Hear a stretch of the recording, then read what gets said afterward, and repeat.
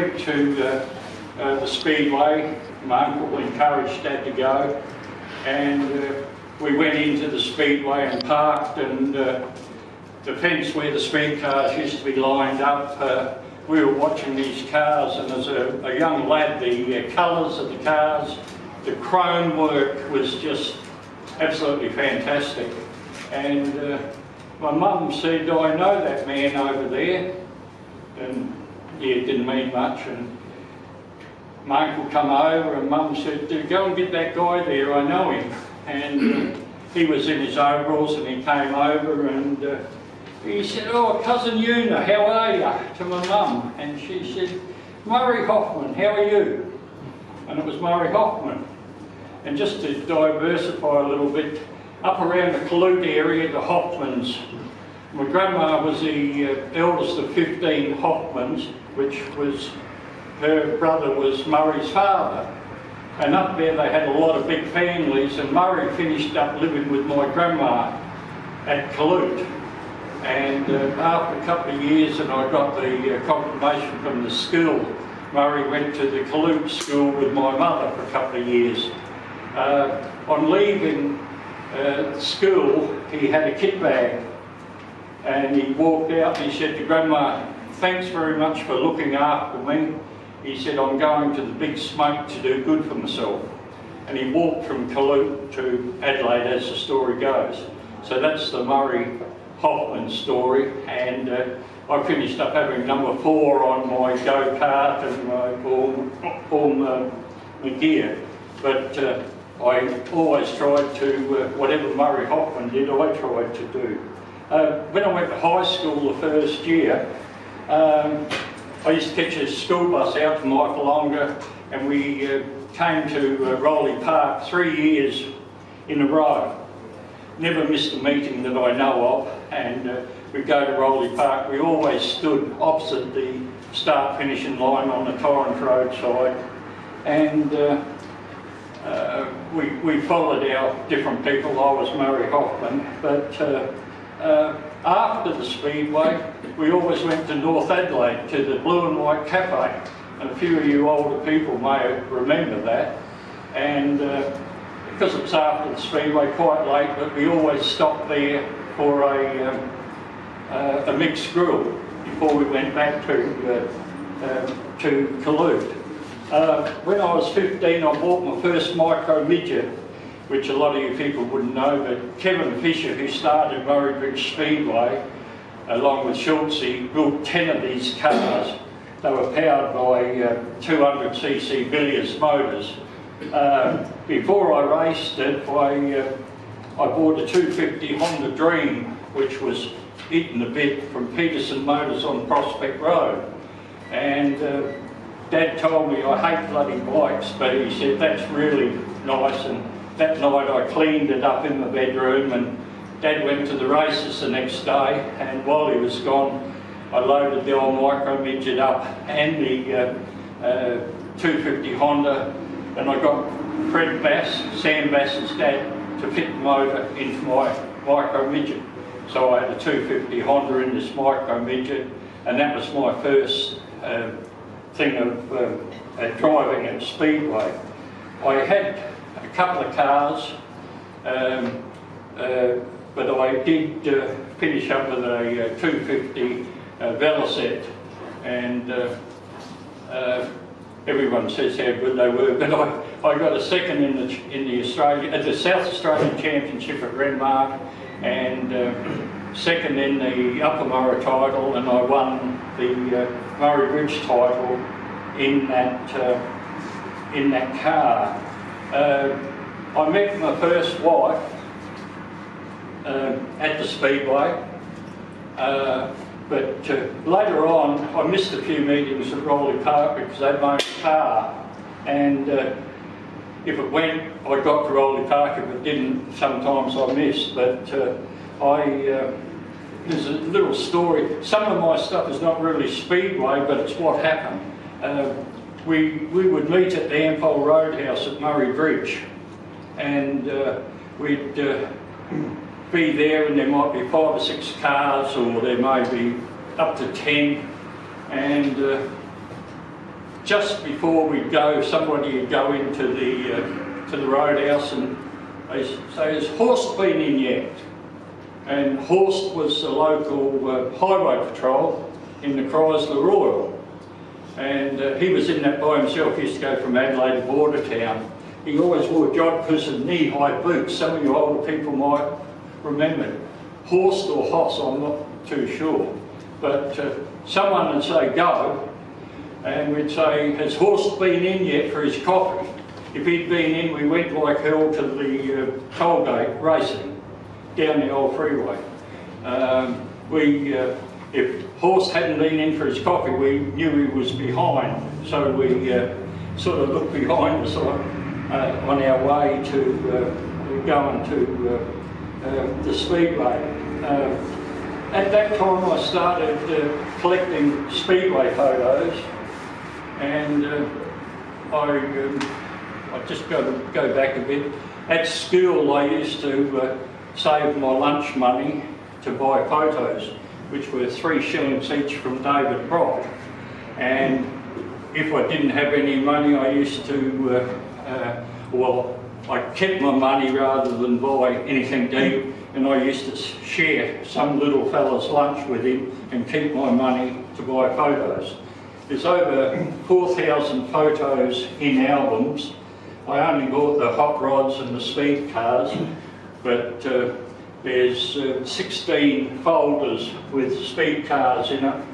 I did buy in later years about 300 pages from the news, which this one's January the 2nd, 1950, and it's Rowley Park Speedway, Wednesday night. A lot of you probably knew or didn't know that Rowley Park run on a Wednesday night, and Rowley Park run then, Kilburn run on the Friday night. I didn't know that till a long time ago. I started collecting memorabilia, and at the same time, after the micro midgets finished, I went into a TQ, and I used an old car and had a 350 Gold Star Visa, which wasn't too bad, but I finished up with a 500 Visa from the Nash brothers at Victor Harbour. You may remember the Nash boys. One of them drove a speed car, one of them drove a TQ. But anyhow, after that, I drove a saloon car, and I just made the numbers up. It wasn't real good, I can tell you. But Bill Wiggsell always said to me, he said, there would never have been any champions unless they had someone to beat. Well, I was one they had to beat to become champions, you know, but Bill always said that, you know, I would never have been any good if I didn't have anyone to beat. Later on, I went into street stocks very early, run 245 Valiant Chargers, and after the second year my wife took one and I took the other. We run identical Chargers at Murray Bridge, and I raced during that period and other periods at Whyalla, Wakery, Renmark, Murray Bridge, Bordertown, Mount Gambier, all around. The interesting thing was the last season I drove them, I won the championship at Murray Bridge. No one would know anything about that, but I won that, and I won the top point score for the season, and I got the prettiest car for the season. My mate who was in partnership with me, and this is a bit interesting, we went into a hot rod. Hot rod was built by a professional hot rod, one of the Wright boys from Murray Bridge. You may know him. I believe he built about 10 or so of these hot rods. Had a 265 Valiant in it, and I put a rod through the side the first meeting. We fitted a, what was it, the 302 forward, and we made the numbers up. But the interesting part was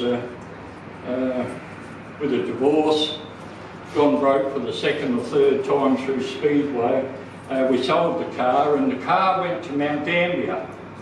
And that car that was mine got burnt at Mount Gambier, caught fire, and the driver got burnt. Does anyone remember that? Yes. Yes. He was trapped in the car, couldn't get out, and he had his hands out the side. We've got video of it. And a fellow by the name of Ted Bakarakis from Victoria, there's many stories, but he actually tried to release the belt, melted his glasses, and finish up with getting up on the bonnet, reaching in and releasing the seat belt. He jumped out the car, they squirted him off.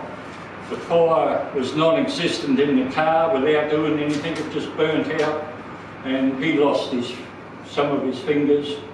I just forget his name. Connor. Linton Connor, sorry, yeah. That was a broken fuel line, wasn't it? Just kept pumping out of the car?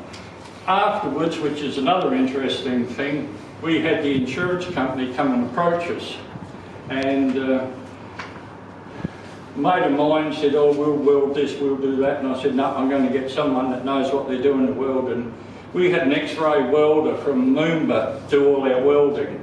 They came up and tried to fault the car, which we sold in good faith, and nothing more happened. But since then, Linton Connor has passed on, but very sick man for a couple of years. But I'd just like to go back a bit to some of the stories. When there was the hot rod feature at the end of the night, 20-lap feature, the hot rod race, and when the race finished, the red light would come on and you had to stop, and you weren't allowed to move until the green light came on. You know that, Peter? Do you remember that? Yeah. Anyhow, the red light went on. The crowd used to climb over the fence. Never do it nowadays. Run down to the cars, and they stood on the bars around the cars. And when the green light came on, they slowly went into the pits.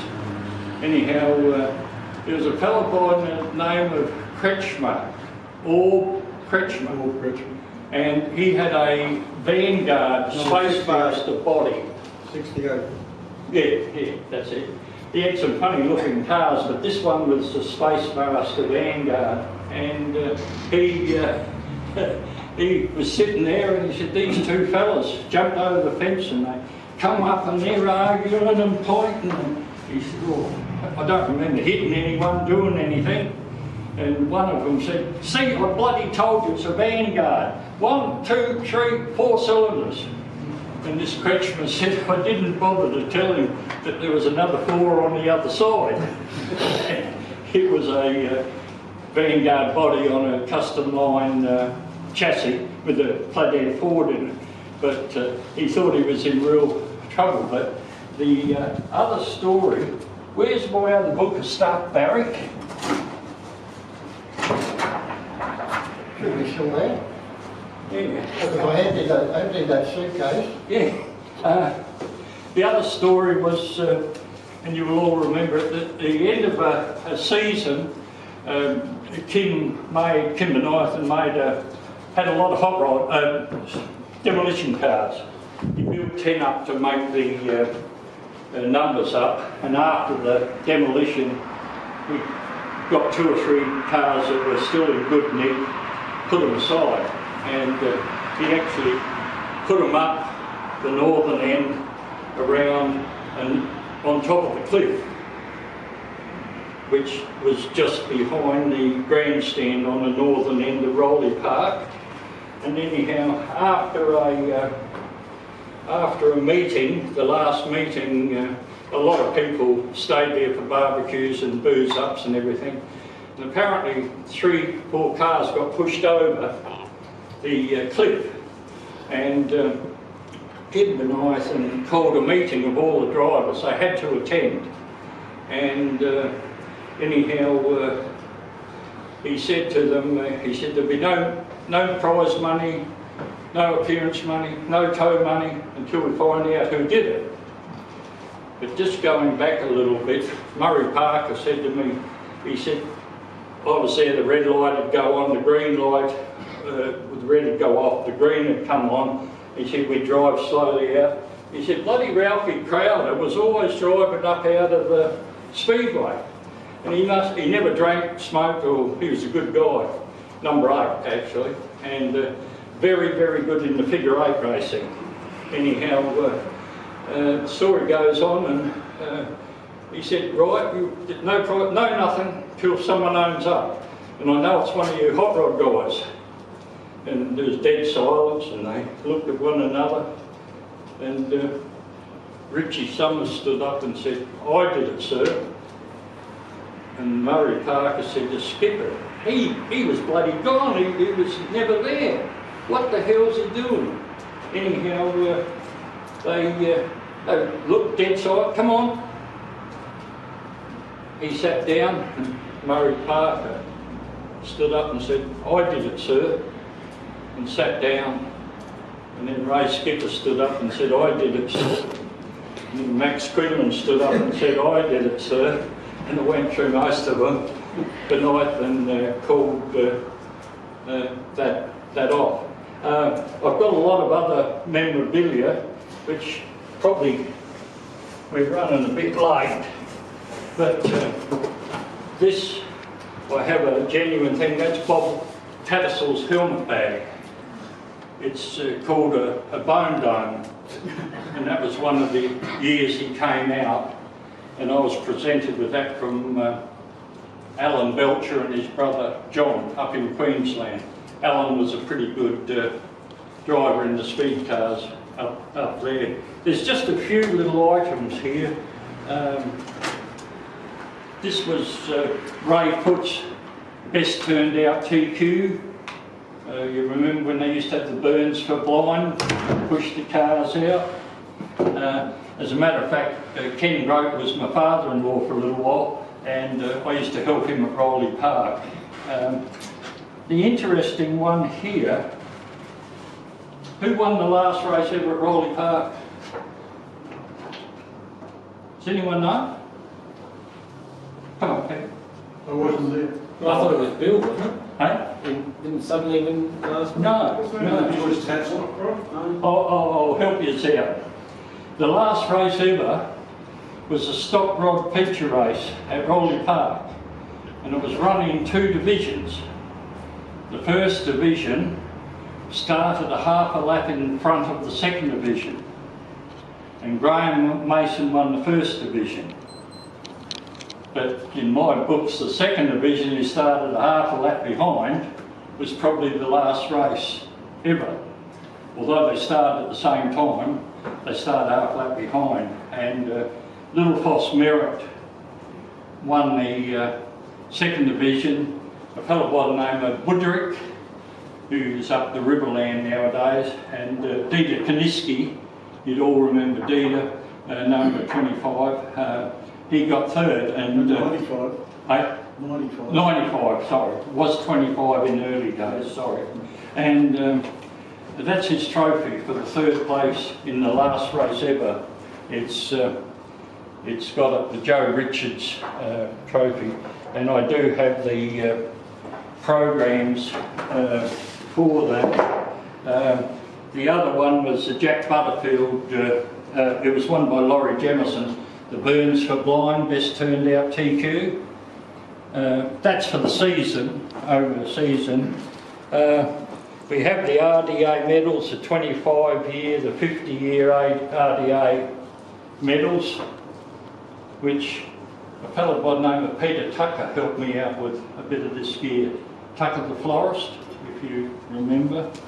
I've got one of Viv Wilkes's cars, and I saw this trophy while he was still alive, and I said to him, oh, you won the beauty contest, and he said, what are you talking about? And no one had ever noticed it, but This is Murray Bridge Speedway 1969-70 QT's trophy, written by, won by Viv Wilkes. Instead of being TQ for 3/4, it was QT. And no one had ever noticed that. This is a little bit interesting. This was a medallion that was advertised at the last, or in the second to last program and the last program, a silver medallion which was sold for $10, and different ones that bought them 100 years ago said they paid $100 for them and they paid $50, but they're advertised for $10. Unfortunately, you can still buy them, brand new ones. But some people got them, and I know Selwyn Harley had a gold one, a bronze one and a silver one. The RDA badge here, bumper badge, they put them out in yellow, red and black. I've seen a red one and a yellow one, but I've never seen the black one. But stupid me paid $150 for it. There's a program here from when Alf Shields was a promoter of Rowley Park. Quite interesting reading. There was a heap of RDA badges. There was a winner badge that quite often you see some cars with these badges along the bonnet, and they were when you won a feature. But there's the yellow, the white, red, that. I did spend some time at Kimber Nathan's house interviewing him, and his son was at my place last year trying to get photos of his dad's car, number 11. You know the car? Kimber Nathan's car? It's the one that Ray Evans got Murray Parker to drive and rolled him in the first corner. But I did get Kim to sign quite a bit of stuff for me, but he was more interested in the scrapbook, wanting to know what he said, because it was written up in the thing. Well, that one where Ray Evans rolled Parker, Yeah. there's a fairly famous photo of that, isn't there? Yes, He's yes. actually getting into him in the car. He's on the side like yeah. that, and this one, you would have all seen it. That was never taken in colour. That was a black and white photo, and Bill Wigsell sent that photo up to Queensland, and a fellow by the name of Steve Parker coloured it. And if you didn't know it, you'd say, you know, it's a colour photo, but I've got Bill to sign a couple that it's a hand-painted or hand-coloured photo. That's not much. It was just the 1985-86 the Racing Drivers Association South Australian 50th Anniversary Australian Speed Car title. Alf Shields built a car, as you know. You all know the speed car that Alf Shields built. Tut Hogan drove it, and anyhow at the last Speedway reunion, Alf's daughter was there, and we got a photo of her in the car, and she is 90-year-old. So I was a bit lucky to get that. And Must have been fun getting her in the car. well, getting her in was all right, but we broke one arm getting her out. Oh. These books here, I've got 95 of these books. This one is just all Bob Tattersall, all the cars he drove and everything. This is number 15, so it's a fairly early one. This is number 19, of Bill Wigsell. Nearly every photo taken of Bill with his cars. And like I said, there's over 4,000 photos plus hundreds of photos in these albums. And another one of Bill Wigsell with all his cars in a magazine, where somebody did up a car like his 88 one stage. A guy in Victoria built a swim park and put the 88 and the Bill Wixell colours. There's a big write-up in the Oval Express. Oh, Jesus, I'm buggered. I wish I could find it. With this was on the fence at Rowley Park in the pits, and it was signed by Jack Self and explanatory. I don't know whether you can read it or see it, but what happened. And Rowley Park was run virtually to a time thing, and the early programs had the first solo race on at 2 minutes past 8, the second solo race at 5 minutes past 8, the sidecar took them a little bit longer, it was 10 minutes past, and the times are actually in the programs. I have from about mid 95 onward all the programs up to 79 when they finished. I do have a sign that was on the grandstand, which no one knows about. The grandstand was on the Coghlan Street end, right in that far corner on Torrens Road, and it says, you know, the speed limit along, and they used to have a track along. Just one other story. The fellow was Jack Crandall, who was the commentator who used to be on the wireless, and he was probably the first known commentator, and that's him with the thing there. Tattersall on 3 wheels, but that's nothing. The entrance to Rowley Park. I drove in about 6 street demolition derbies, and because I had a 35 Ford Coupe, which was number 4, which was Murray Hoffman's car, or number. I wish I had it now, but I used that in a demolition. This is the truth in Adelaide when the cars were pushed over the cliff, what I told you about before. I've got probably 20-30 scrapbooks with just paper cuttings. That was the hot rod that I had, which got burnt at Mount Gambier. And lastly, well, that's the last program from Rowley Park.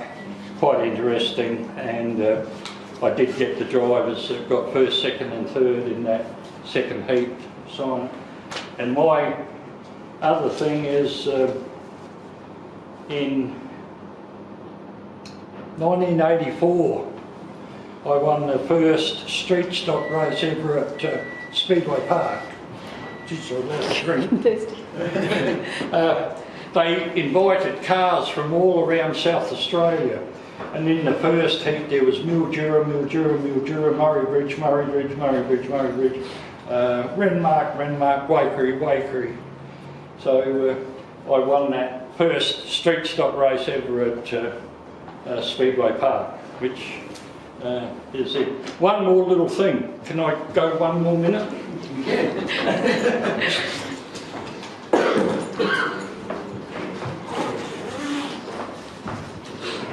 Hang on, Bob, have your drink first.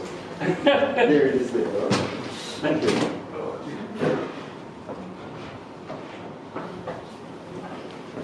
There was, in the early days, Mel McEwen, you all know him, the road racer. He made overalls for the CFS, and he also made overalls for Speedway. And I went to him, he lived just up from the Devil's Elbow on the old Hot Freeway. And I said, will you make me a suit? What colour you got? And he said, yellow, red, black, blue. And I said, yes, so that's what I got. That was that one. My hidden treasures. Have you got one leg longer than the other, Bob? I had a few collisions. Dean Hogarth's overalls and the RDA badge, so as they could clean them, was just 3 thing stuck on you, took it off to clean it. You can see the Dean Hogarth there. Well, this is not a bad one either. Can anyone tell me whose they were? Lambert's. Who? Lambert's. Yeah, Dud Lambert's overalls. They were in a shop and I saw them and I didn't have the money, the $150 to buy them. And I went home, bloody 5 o'clock the next morning I got in the car and come back to Adelaide and the fella said, can I help you? I said, no thanks, I went in and they were $250. And I said to the guy, it's in that shop just before the South Road intersection from Goodwood Road. There's a shop there, a trophy shop, a lot of Speedway photos. They were $10 each postcard size and they've gone to $20 each now. But he said, can I help you? And I said, oh, what, you know, how much you want for that? He said, what price have I got on them? And I said, well, what day? I said, yesterday they're 150, today they're 250 or something. And he looked up his book and I got him about $150. That was a photo of him wearing them. These are quite good. There's a bit of a story about these. Graham Gallagher had these made to match the 2 speed cars he's got for sale. The Offenhauses, he wants 100 thou each for them. And they're the dead copy of Bob Tattersalls' overalls, but they're not original. They were advertised, but he had the wrong phone number.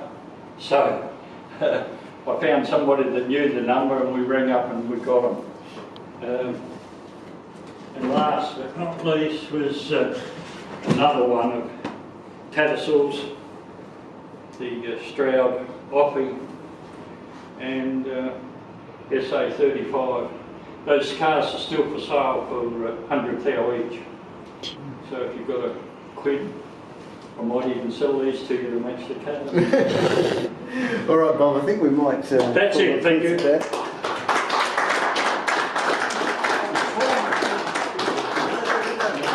Now, it's obvious that Bob could talk for quite a while, so we might impose on him to get him to come back on another day. If you're happy to do that, Bob. Yeah.